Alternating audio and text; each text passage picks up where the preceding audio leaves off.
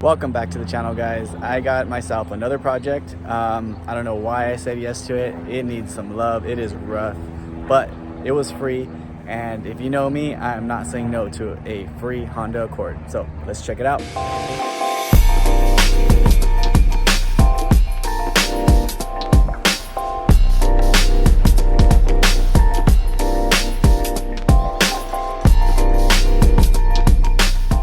Here it is, a 92 Accord EX. EX gives us sunroof, dual exhaust tips, alloy wheels, a front lip, and in very rare cases, fog lights, which this one does not have, but it's not a big deal. The car looks to be all there in good shape. Right off the bat, we are missing two of the alloy wheels. We've got two in the front and some donuts in the back. So we're gonna have to hunt down a pair of those. And inside we got that lovely blue interior from Honda. Gotta love the 90s. They were on a whole nother level of interior colors. And let's see, we are at 220,000 miles on it. Lovely stolen radio. Nice empty glove box. Let's see, back seats look okay. There's junk all over this thing. There's the caps for the wheels that are missing. That's a plus. Let's pop the hood. See what we got going on here. It was claimed to be running and driving before the cats were stolen. Or the cat was stolen, sorry. All right, so missing the battery, not a big deal.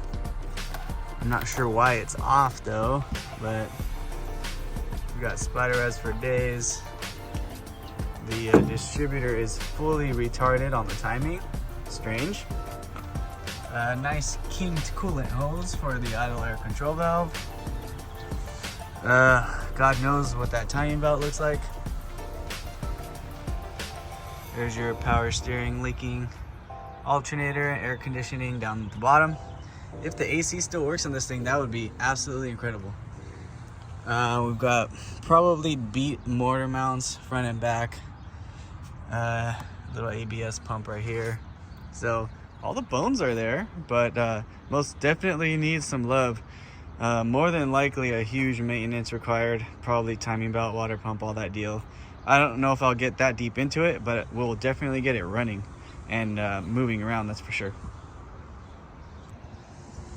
So right away what I'm noticing is a very smooth close of the hood and body lines that are really nice for such an old car. I don't think this thing has been in a wreck. It looks really good. I mean, we've got a dent on these doors, but other than that, I mean, everything else looks solid. Look at this. Look at the way that lines up. For the age, I'd say that's a win.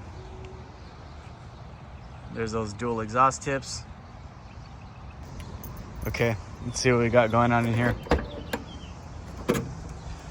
All right, got some floor mats. That's also a win. Another cap. And, oh yeah, some water. Gotta love these Accords. They always leak water in the trunk. Don't know why. I've had one. It was a 93. I had it for many, many years, and the trunk always leaked water inside. Very minimally, but still a nuisance to deal with. But as the hood closes nice and smooth, so does the trunk. So we got a little body damage on the back bumper. That's not a donut, that's a full-size wheel, which is good, but still missing two of the alloys. But this thing is clean, man. It's got all of the trim, side skirts, all the door moldings, all the bones it needs to be nice. It's just super dirty, and the paint is like chalky. I think it needs a polish really, really bad.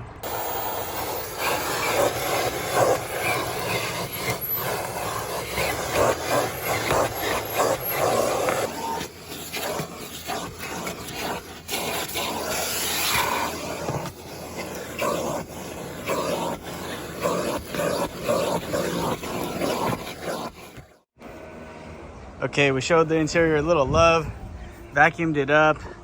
It is still pretty dirty, definitely needs a good shampooing, but just a good way to start off a project. You don't want to start off, you know, working on the motor and the interior is all dirty. So same goes for the outside. I gave it a quick little wash, not a full-on detail or anything. And then while I was doing that, I sprayed the engine bay down with some Engine Bright heavy duty gel. So we're gonna rinse it off right now and see how it looks.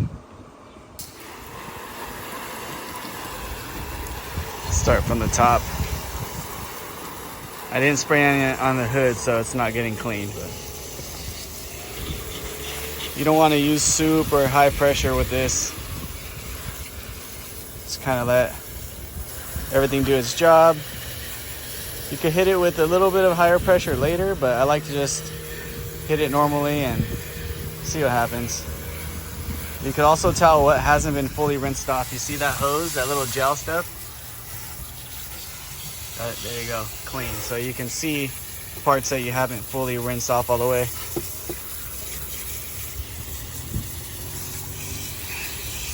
So some of the really grimy areas I'll hit with some pressure.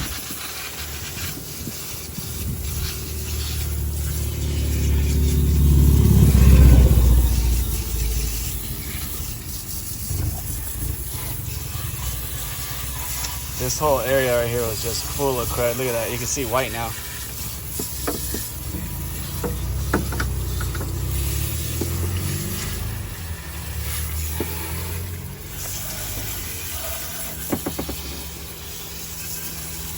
One thing I noticed was the brake master, the lid was loose.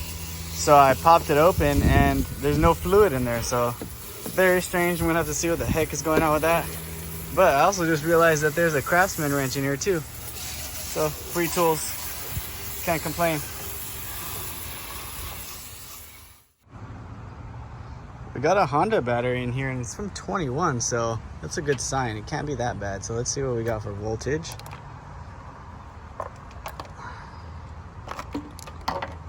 Could get these to work right.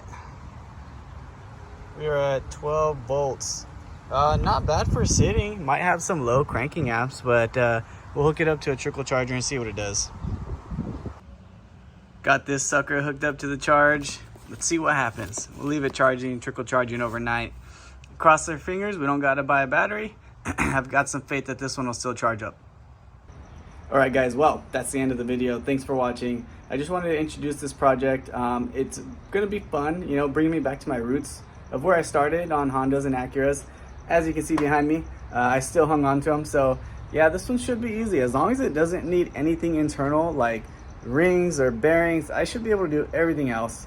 Assuming the transmission's good, then all we really need to do is figure out fuel and brakes and it's driver. So stay tuned for the next one. All right, later.